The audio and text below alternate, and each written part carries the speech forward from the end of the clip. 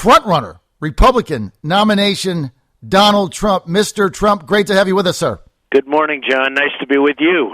Okay, you're the undisputed frontrunner now for the 2016 Republican nomination for president. Great to have you back. I tell you what, you're riding an incredible wave of backing across America. New polling data, I want to get your comments on this. New polling data just out shows you with a commanding lead. This is almost unbelievable. 27 points over your closest rivals in the GOP field of 17. Plus, you're now tied with Hillary Clinton. A new Iowa Gravitas poll, Mr. Trump out yesterday, shows you leading Ben Carson 32-16. And get this, you've got an 8-1 lead over Jeb. Now, as you know, I predicted you would be the GOP nominee way back in May before you ran. So thanks for making me look like a genius. I know, it's true. You did predict. Not everybody was predicting. You were. That's why I'm calling you instead of other people, John, actually. But I appreciate that. I remembered that, and I appreciate it, believe me. You've also turned around your favorable rating. It's almost unprecedented in the history of polling. I've called this for some time a movement. What is happening here? Well, you know, one of the big things you've just said is the favorable rating. One of the polls came out, and the highly respected gentleman in charge of the poll said that in all of the years, 25 years he's been doing this, he's never seen a favorable rating go, you know, so far up. And, you know, people are getting to know me, and I am actually a nice person. I do love people, and I want to help people, and I want to help the country. But I am a nice person. I pride myself on that. I have enemies. I'm in business, and I have, you know, great friends. But overall, so, you know, when he said that, that meant more. I was really winning the poll big, but in there was buried a paragraph about how in the history of this poll, I guess you read the same one, in the history of the poll, that he's never seen a favorability rating go so high so quickly, you know, and a change. And I was very honored by that. And, you know, people are just tired. If you look at our country, and I go around, we're going to Dallas in 2 weeks. We actually took the arena. Mark Cuban is a great guy. He worked it out, and we're going to be in Dallas, and in Alabama we actually took the basketball arena. That's a big thing to fill, and it'll probably fill or close to fill. Sure. In Alabama we had 31,000 people. In New Hampshire we have, you know, routinely 4,000 or 5,000 people every time, and in Iowa the same thing. And you know, I just see that there's just a thirst of people to make our country great again. I mean, it's as simple as that. It's my theme, but it's as simple as that. It's so descriptive. Make our country great again. And we are being pushed around. You look at this horrendous Iran deal. It's made by people that are, you know, incompetent. It's incompetent. What can I say other than even you take the 4 prisoners, they're still there. Who would not get them out as part of the deal? You just say, hey, let them go. You'll get them out. They refused to ask for it because they didn't want to complicate the deal. The 24-day wait. The fact that if Israel attacks them, I guess if you read the fine print, if Israel attacks Iran, I think we have to be on. Of course, this wouldn't happen. It wouldn't happen with me. I don't know with Obama. You never know. But we're supposed to be on Iran's side if that happens. Okay, and nobody knows this, and nobody even talks about that point. But basically, we are supposed to protect them. It's just, there's so many things. Sergeant Bergdahl, as an example, just to bring up another case where we give a traitor who 6 people were killed looking for him, and we get Bergdahl. They get they get 5 of the most valued people that they have. They've wanted him for 10 years. So we get a traitor. They get the 5 people they wanted, and they're right now back out on the battlefield. So, you know, you look at the way this country's run, and it's hard to believe. Every trade pact is a disaster. China's ripping us. Mexico's ripping us. Japan is ripping us. Brazil. Every single country we do business with is taking advantage of us. We have people that don't know what they're doing, and I have lined up guys like Carl Icahn and some of the greatest business people in the world, some of the greatest negotiators in the world. And if I put Carl Icahn in charge of our China trade, let's put it that way, just handle China, you can rest assured we're going to make a lot of money. And that's the way it goes. But we're losing a fortune. We're losing our jobs. We're losing our base. We're losing everything, and we're losing money. And we owe China $1.4 trillion. How do you figure that? So we go through, and they take us. Japan, you know, with the cars, and they come in by the millions. And you take Japan, you take China. We owe each one of those countries $1.4 trillion. $1.4 trillion. Now think of it. Isn't that great? We do business, they rip us, and we owe them money. It's like a magic act. So people see this, and they're tired of it. Just tired of it, John. And I'm tired of it, and I don't want to watch it. That's why I decided I was going to do this, because somebody has to do it. These politicians are all talk, no action. They don't know what they're doing except to get reelected. And, it's one of those things. Well, I think what the surveys are saying is that people are starting to believe you're actually going to get the job done. Now, Mr. Trump, what about these loyalty pledges coming out of the Republican Party in South Carolina? We've got one that's coming down the pike in Virginia. Now, there's many observers like me that believe these are designed to deny you ballot access in certain states and essentially punish your millions of backers, taking away their choice. Are you going to be made to sign any of these loyalty pledges to get on the ballots? Well, let me tell you this. I held that out as, an independent run, a potential independent run, because if I weren't treated well, and you know what happens within certain parties, and yes, including the Republican Party, I wanted to be treated, not even well, I wanted to be treated fairly. And so I held that out, and I think it's been quite effective, but I have been treated very well, and I'm meeting with Reince Priebus today, and we're going to see whether or not I do that. My number one thing is to win, and the best way to win would be to win as a Republican. I think you agree with that, John. Yes. The third party thing is a tough thing. It's yes, a tough route, and I am a believer that it can be done, but it's a tougher route, and it's a riskier route. And certainly it would give Hillary or whoever's going to be running on the other side a better shot, let's face it. They would love it. So I'm going to be meeting with them, and I'm going to see. They've been treating me very fairly over the last 3-4 weeks, and I've been leading in every poll, as you said, and maybe they have no choice.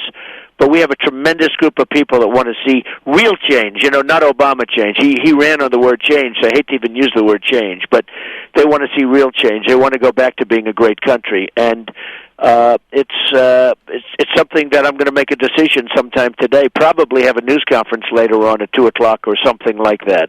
So is it possible, feasible that in your 2 p.m. press conference after your meeting with Reince Priebus that you might agree to sign this loyalty oath pledge and just move on with it? It is possible. We're going to have a meeting, and I think you probably like that idea better than going the independent route, don't you? How do you feel about it? I do. Look, I think that people on my show, pro-Trump calls are running 25-1. That's why I predicted you were going to win immediately. I just talk to real people every day. I'm not part of the elites, and that's what I've been seeing. People want the opportunity to see you on the ballot, and I think they would like you to continue to run. Yeah. As a Republican. Well, somebody said that if I signed that, my popularity actually in the primaries with the Republicans would actually go up, because there are some that are a little bit upset that I wouldn't want to do that, and they're holding back. And I don't know if that's true, because I sort of take my numbers the way they are, John, right? But there are those that say you go up if you do, and I'm not doing it for that. I'm doing it we're going to see what happens. We have a meeting, but certainly it would be advantageous to do it that way, and I think our best chance for victory is that way, but I'm going to have to hear the chairman out. Sure, and also if you're able to do that, it just takes that objection, if you will, off the table. That's right. Mr. Trump, I want to go to the domestic front for a second. As you know, the Supreme Court, especially recently, has played a very activist role in shaping America. They're legislating from the bench, if you will. If you were to become president, you could nominate realistically up to 3 Supreme Court judges over 2 terms. What qualities would a President Trump look for in his Supreme Court nominees? Okay, so I'd want very conservative. I'd want really a great scholar, because I do believe in scholar. I do believe in the word very strongly, and there are some people out there that are fabulous, that would be fabulous. Very disappointed in John Roberts, because what he did with Obamacare was a disaster that he will never recover from. He totally obfuscated the words. I mean, there was no way that he could have come up with that decision, other than he wants to be popular in the Beltway. And John Roberts was very disappointing. I mean, he actually had a chance to kill it twice. The first time, kill it. The second time wounded so badly that it couldn't have made it. And in both cases, he chose to approve Obamacare. So that was really disappointing. And again, that was a Bush appointment. That was a Jeb Bush appointment because, he was the one that was pushing him. Right. And Jeb Bush, they were friendly, and he was pushing John Roberts. And people don't know that. That was a Jeb Bush appointment, essentially. And, so I would want somebody that would be, reliably conservative. And that turned out to be a disaster. I think with all the work the Republicans did, with everything they've done, John Roberts, a Bush appointment, is the one that gave us Obamacare. Hard to believe. It is hard to believe.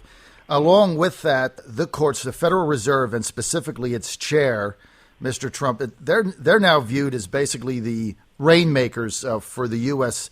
economy. If you were president, what changes would you make at the Fed, and would you be in favor of auditing the Federal Reserve? Well, you should always audit anyway. I mean, you don't know what's going on over there, but certainly you should audit.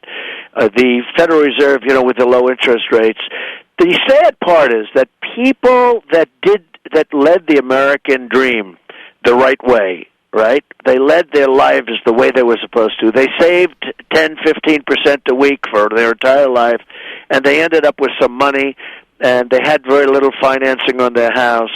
Those were the people that got hurt. Because right now you get no money on your money. You get no interest on your money at all. I mean, you get the rates. I don't know if you see what's going on. So these people with their money, they get no. The people that did the best are the people that over-mortgaged their house and made deals with banks. The people that, played it very conservative and got it down. In many cases, if they had problems, those houses were taken away because they were under-mortgaged. You understand what I mean by that. Exactly. So the bank would take it away and sell it and make money. But the people that had the over-leveraged houses, they were the ones where the bank couldn't sell them for that. They made deals, and they had mortgage reductions. So in a lot of ways, the American dream turned out to be an American nightmare for the people that did it right. And it's very unfair. So we're going to straighten things out. We're going to make it so that it's back to sanity and the way it should be. Right, because when you have interest rates, as you say, basically there is no interest rate, that also pumps money in the stock market because you're not going to put your money in something with a tenth of a percentage return on it. So then everything becomes artificial. Well, the thing we have to be careful of, though, John, is we owe we owe $18 trillion. It's really $19 trillion right now. And we're paying very low interest. If that interest rate ever goes on, the country's out of business. You understand that? Yes. When that interest rate goes to 3 or 4%, right now they're paying practically nothing.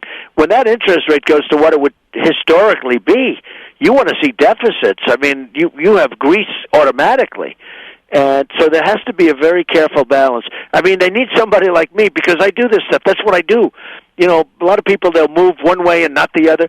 But you do have to be careful because we owe $19 trillion, and the $19 trillion is a very low interest rate. If you increase those interest rates by 3 points, you want to see bad numbers coming out. I mean, that will almost, you could say, could destroy our society.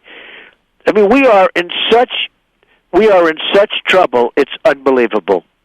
But I know this stuff, and I know how to do it, and I know how to solve the problem, and you will be very proud of me, John, because you were one of the early guys that predicted, and you will be very proud of me.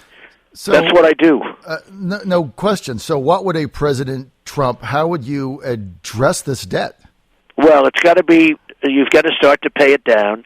I don't know if you know that in a year from now, the new president, whoever he or she, hopefully not she, in this case, because we'd be talking about Hillary, that would be a disaster. She was such a bad Secretary of State, and now she's running for president. Now, I don't know that she gets to the starting gate, because this whole thing is very serious with her emails, but it'll be interesting to see. But the new president is going to take over a tremendous increase in problems, because on 16, when Obamacare kicks in, which is really kicking in on 16, wait till you see the kind of numbers, the losses, the tremendous deficits that are going to be increased by Obamacare. A lot of people don't know it really kicks in 16. Now, Obama's going to be out playing golf and having a good time. But I'll tell you what, they better have somebody really competent as president. Hopefully that's going to be me.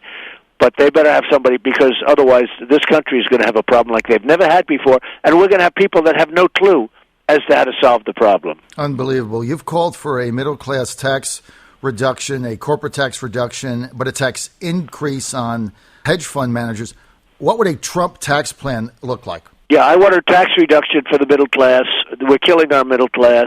I want a simplification because, and I'll be announcing something in about a month. Mm-hmm. I want a simplification of the tax code because it's too complicated. I don't want people to use H&R Block and all these companies that charge a lot of money to, do a tax return. It's ridiculous.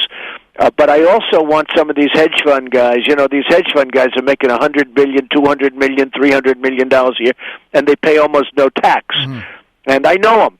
And it's not like they're good people. They're not good people. Some are nice, some aren't, but it doesn't make any difference. They pay no tax, and they pay very little tax, and I think it's ridiculous. And I want the hedge fund guys to pay up.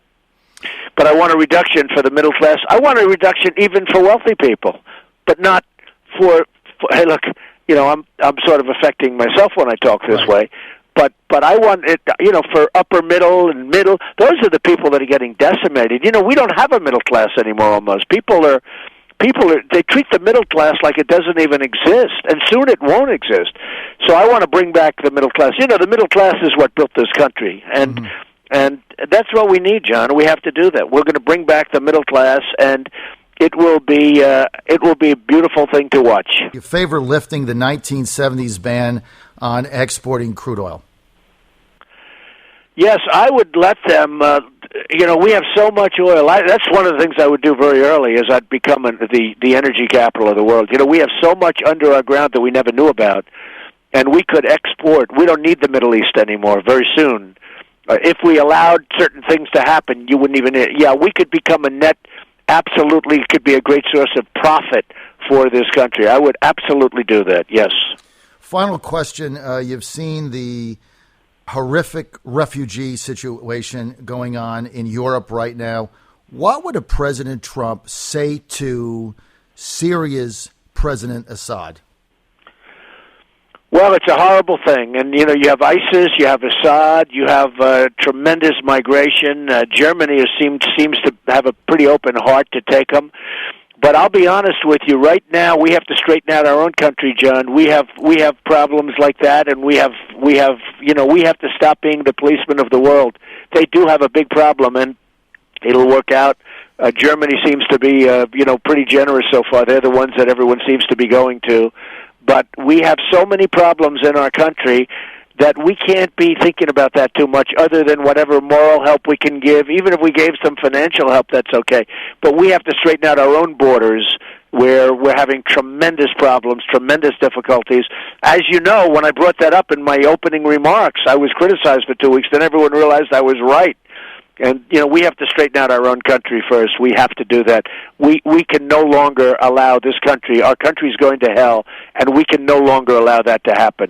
Okay, Mr. Donald Trump, we're out of time. I'm going to see you in 2 weeks at the Reagan Center for the CNN debate. I want to thank you for your time, sir, and being with us today. If you want more information, go to donaldjtrump.com, donaldjtrump.com.